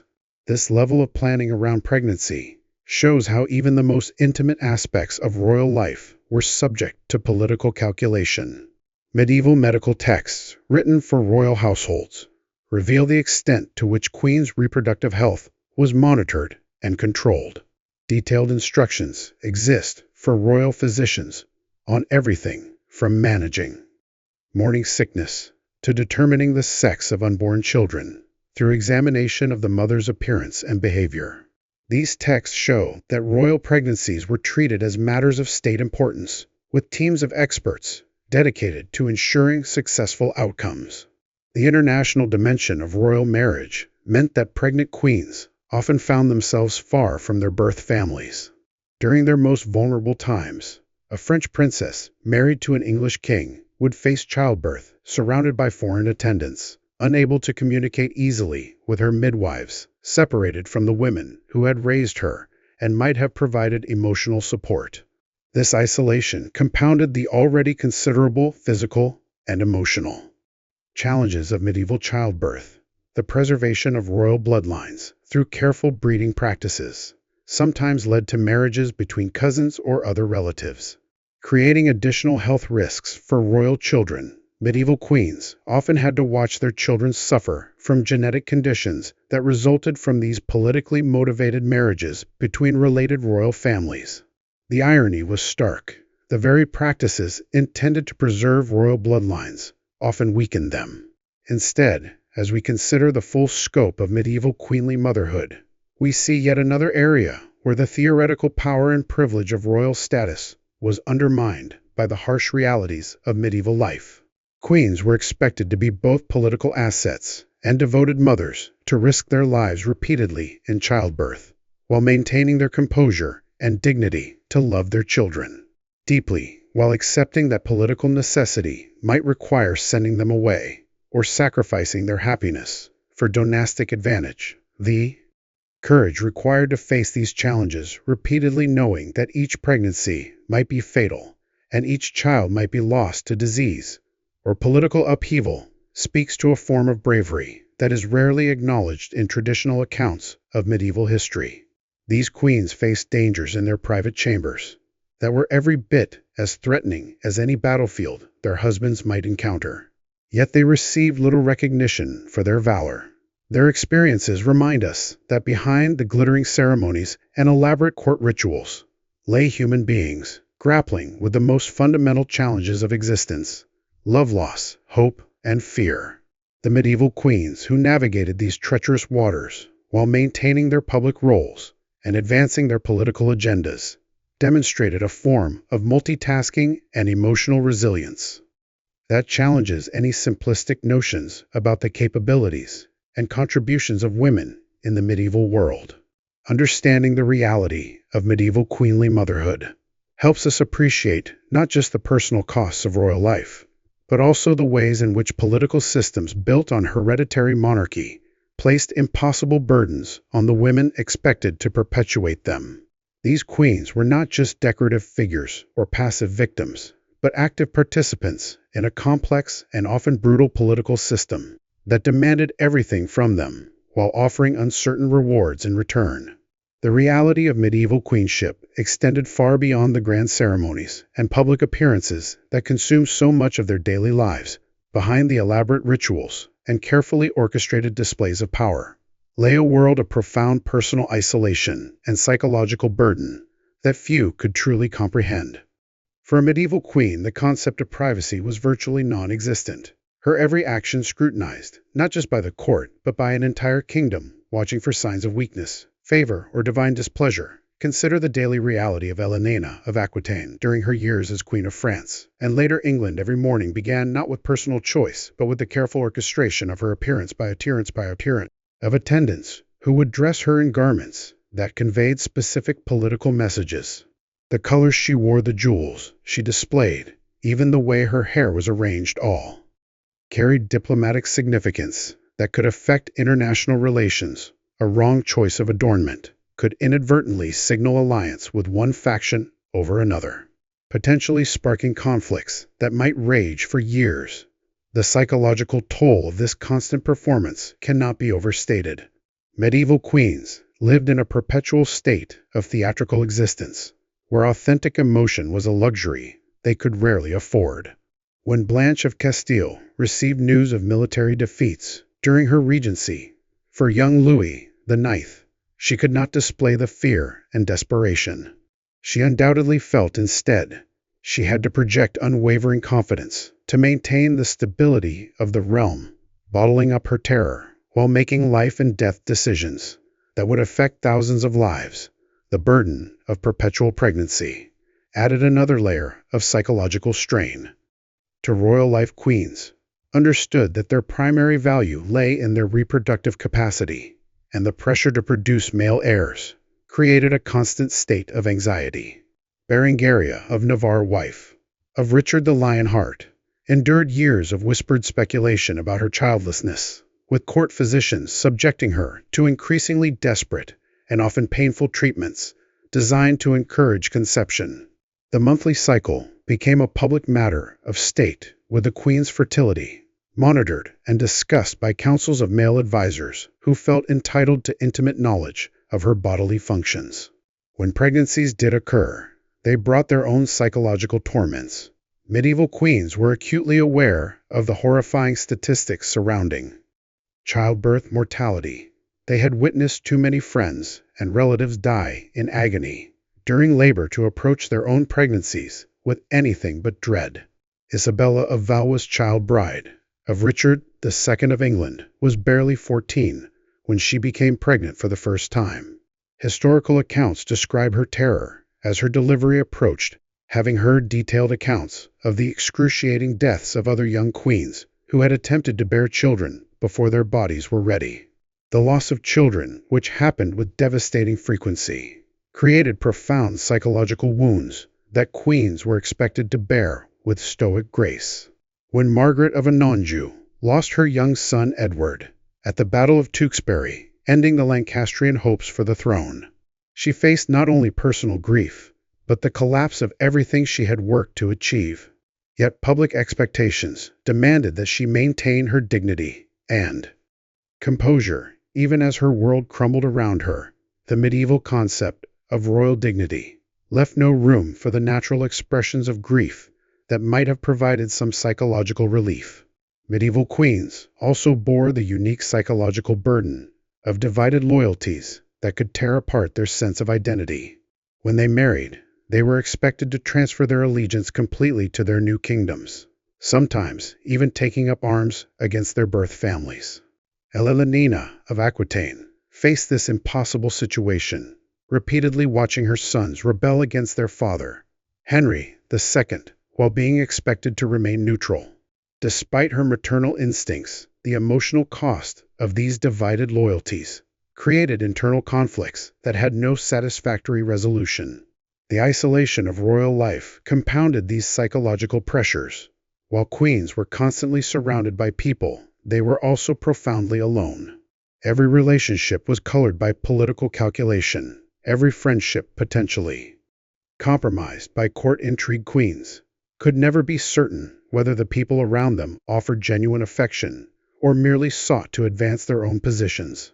This created a paranoid atmosphere where trust became a dangerous luxury. Anne Boleyn's final letters reveal a woman who had become increasingly isolated as former allies abandoned her when her political fortunes declined. Religious pressure added yet another dimension to the psychological burden of queenship. Medieval queens were expected to serve as moral exemplars for their kingdoms while navigating the often corrupt and politically motivated demands of church hierarchy. They had to balance personal faith with political necessity, sometimes finding themselves forced to support religious policies that contradicted their personal beliefs. When Catherine of Aragon refused to accept the annulment of her marriage to Henry VIII, she faced not only political consequences, but profound spiritual anguish as she struggled to reconcile her duty to God with her duty to preserve the legitimacy of her daughter Mary.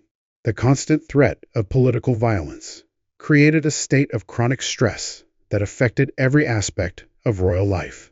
Medieval queens lived with the knowledge that their positions made them targets for assassination, kidnapping, or worse. They had seen too many examples of royal women who had fallen from grace to feel secure in their positions. The psychological impact of this perpetual danger manifested in various ways, from the development of elaborate security protocols to the careful cultivation of multiple escape plans. Queens also faced the unique challenge of aging in the public eye, while maintaining their political relevance. As their beauty faded and their childbearing years ended, they had to find new ways to maintain their influence and protect their positions. The transition from fertile young queen to dagger required a complete reinvention of identity that few were prepared to navigate successfully. Many queens found themselves increasingly marginalized as they aged, their counsel dismissed, and their presence barely tolerated by younger courtiers seeking favor with the next generation. The financial pressures facing medieval queens created additional psychological stress. While they lived in apparent luxury, queens often struggled with significant debt and financial constraints that limited their ability to fulfill their expected roles. They were expected to maintain lavish households, provide generous patronage to artists and religious institutions, and fund various charitable endeavors, all while working within budgets that were frequently inadequate to meet these demands. The constant worry about money, combined with the impossibility of discussing these concerns, publicly created a burden that weighed heavily on many royal women. Perhaps most psychologically damaging was the complete lack of agency that characterized so much of medieval queenship. From childhood, royal women were trained to subordinate their personal desires to political necessity. They could not choose their husbands, determine the size of their families, select their closest advisors, or even decide how to spend their days. This systematic denial of personal autonomy created psychological wounds that affected every aspect of their lives, leading to depression, anxiety, and various forms of psychological dysfunction that medieval medicine was powerless to address. The coping mechanisms available to medieval queens were limited and often inadequate.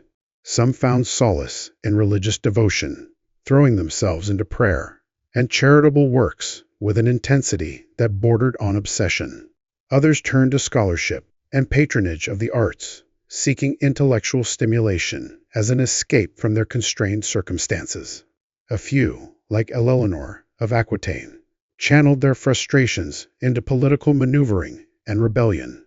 Though such actions carried enormous risks, many queens developed elaborate private rituals and secret spaces where they could experience brief moments of authentic selfhood away from the constant demands of their public roles.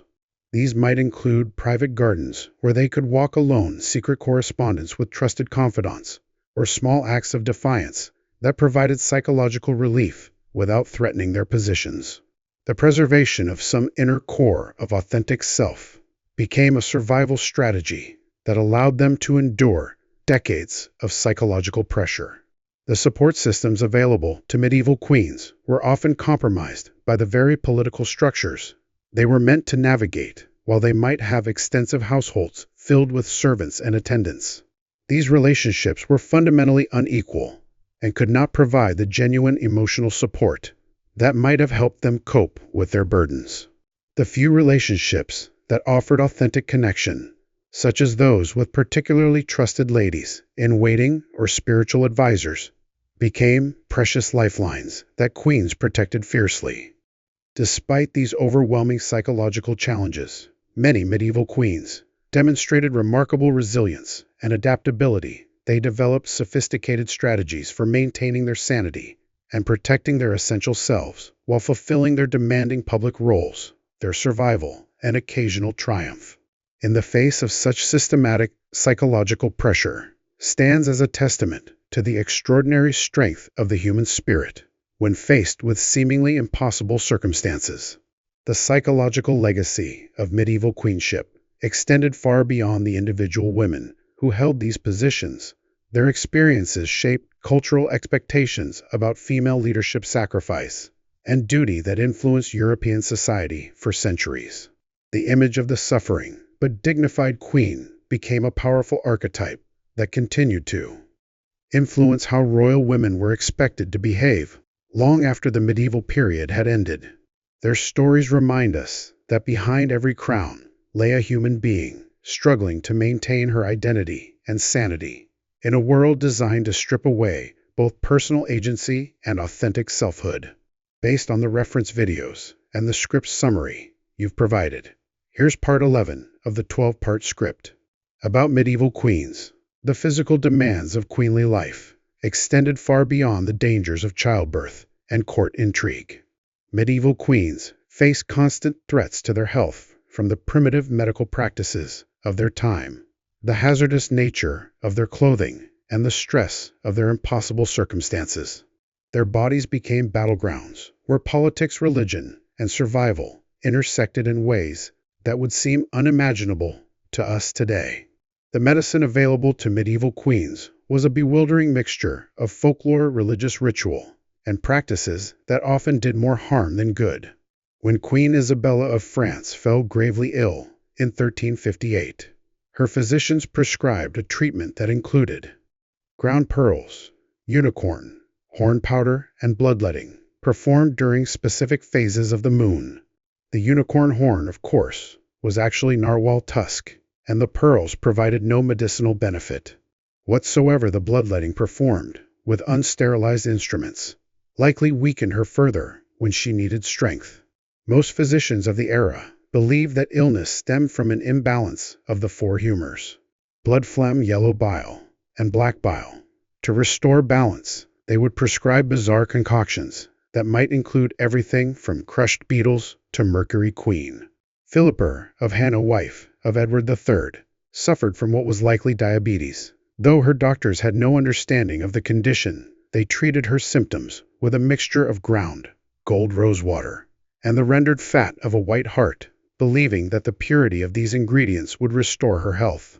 The very clothing that marked queens as royalty also posed serious health risks. The elaborate gowns they wore were often incredibly heavy, sometimes weighing 40 or more when fully adorned with jewels, gold thread, and man-trimmed the tight-fitting bodices, designed to create the fashionable silhouette of the era, compressed internal organs, and made breathing difficult.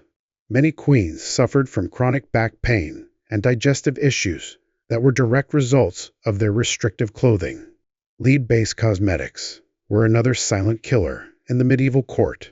The pale, ethereal complexion that was considered the height of beauty required the use of white face paints that contained deadly amounts of lead. Queen Elizabeth I, though from a later period, exemplified the dangers of these beauty standards. Her famous white complexion was achieved through the use of a mixture called Venetian Souce, which contained lead and vinegar over time. This poisoned her skin and likely contributed to her eventual decline.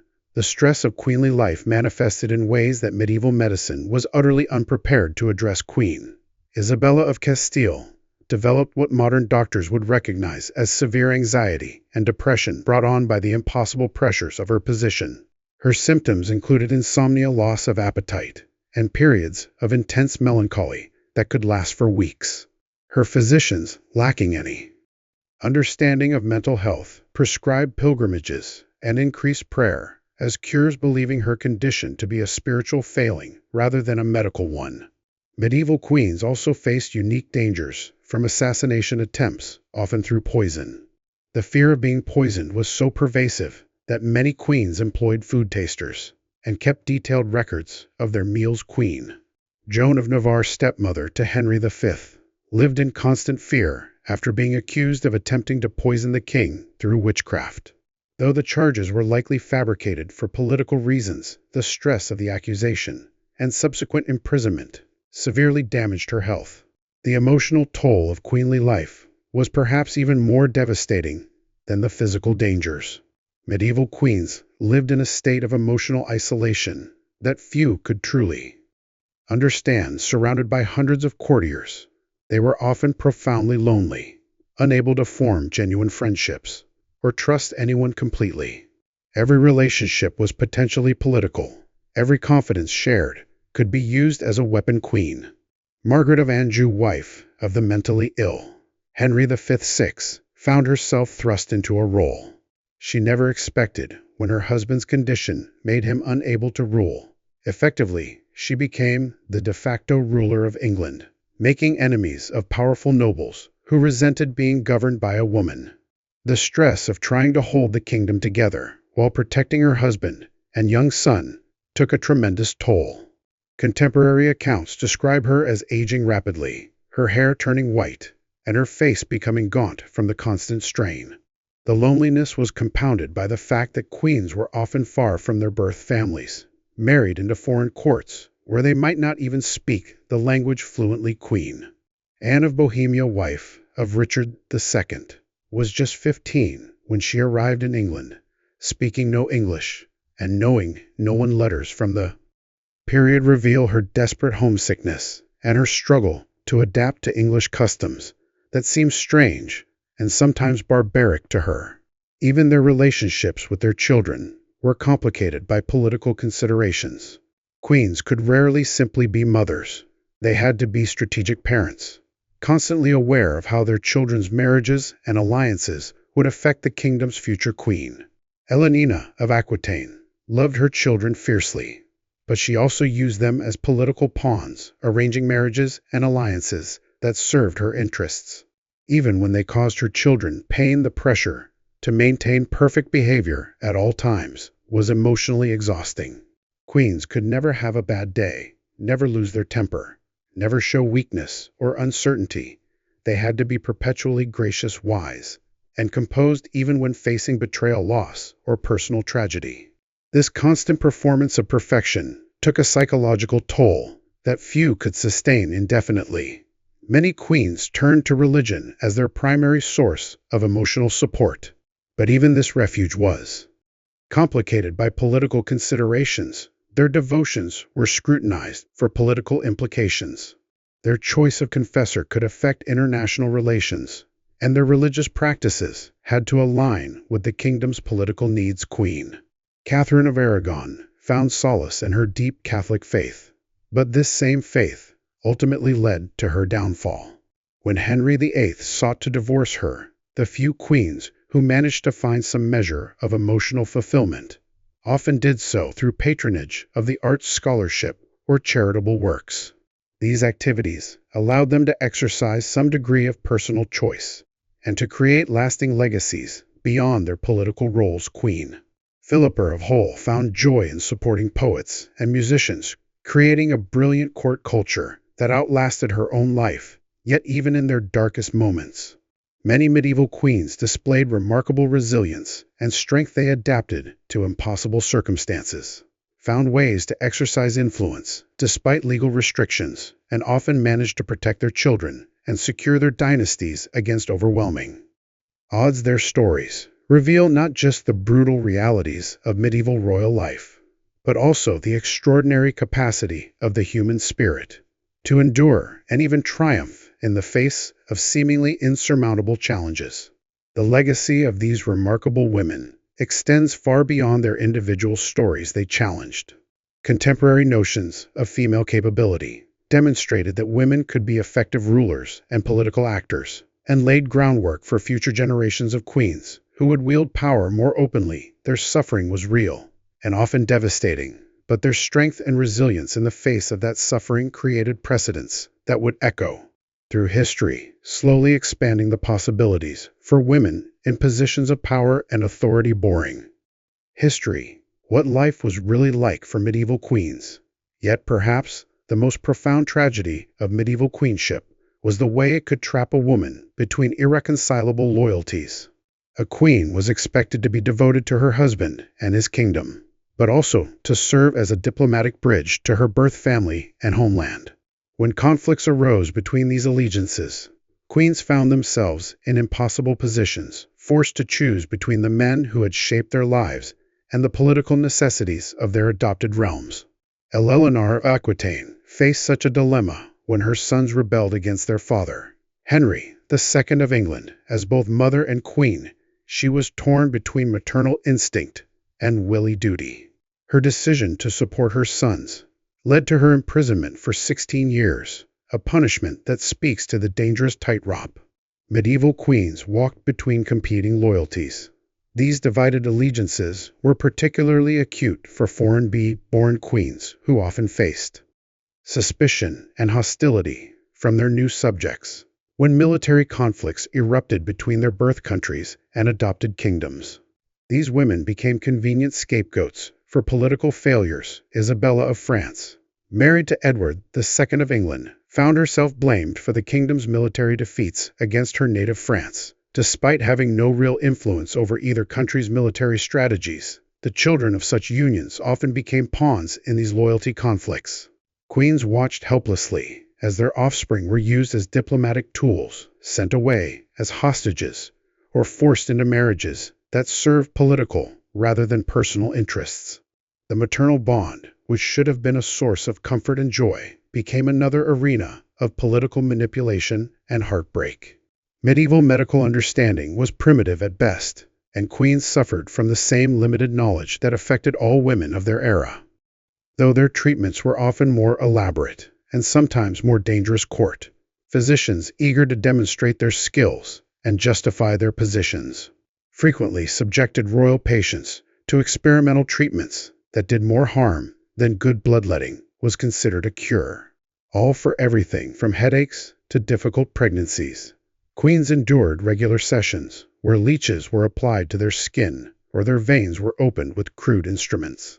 These procedures, performed in unsanitary conditions, often led to infections and weakened their already fragile constitutions. The preparation of royal medicines involved exotic and often toxic ingredients. Mercury, lead, and arsenic were common components in remedies designed to treat everything from melancholy to menstrual irregularities. Powdered unicorn horn, though actually rhinoceros horn or narwhal tusk, was prescribed for its supposed magical healing properties. These expensive treatments gave the illusion of superior care, while often poisoning the very women they were meant to heal. Pregnancy brought its own medical horrors. Queens were subjected to bizarre rituals designed to ensure safe delivery and male offspring. They wore amulets made from peculiar substances, consumed concoctions of ground pearls and gold leaf, and endured examinations by midwives whose knowledge was based more on superstition than understanding of human anatomy. When complications arose during childbirth, the primitive surgical techniques available often proved fatal. Cesarean sections were performed without anesthesia or proper sterilization, usually only as a last resort when the mother was already dying. The survival rate for such procedures was virtually zero, making every difficult birth a potential death sentence. The constant cycle of pregnancy and nursing took a devastating toll on queens' bodies.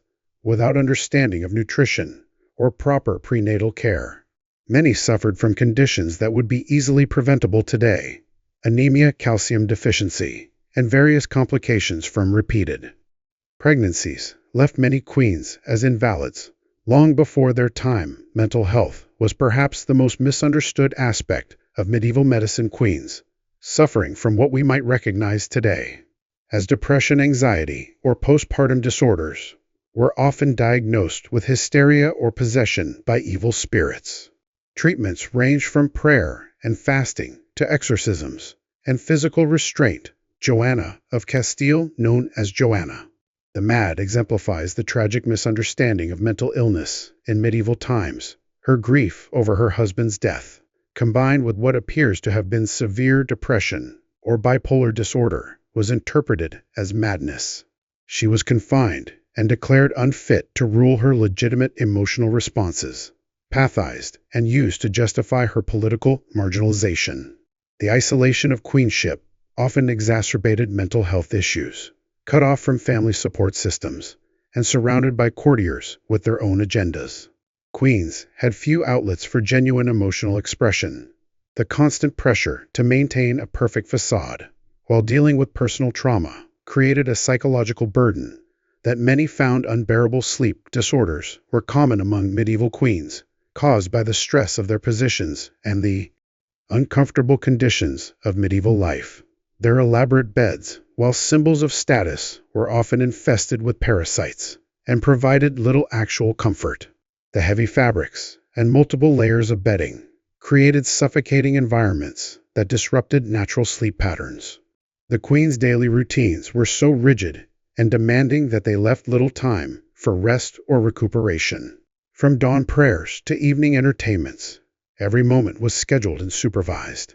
This relentless pace, combined with the emotional stress of their positions, created a perfect storm for physical and mental exhaustion.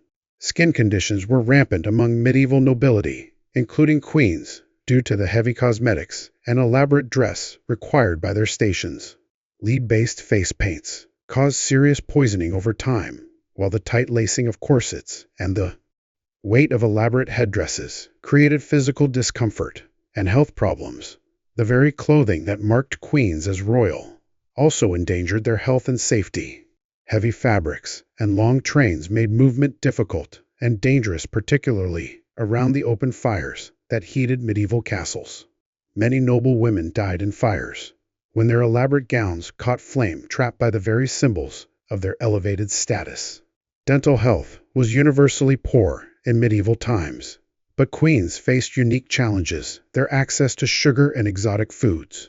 While a mark of privilege led to severe tooth decay, the painful process of tooth extraction, performed without anesthesia, was a regular ordeal that many queens endured multiple times throughout their lives. The herbs and spices available to royal kitchens, while flavorful, were often contaminated or adulterated.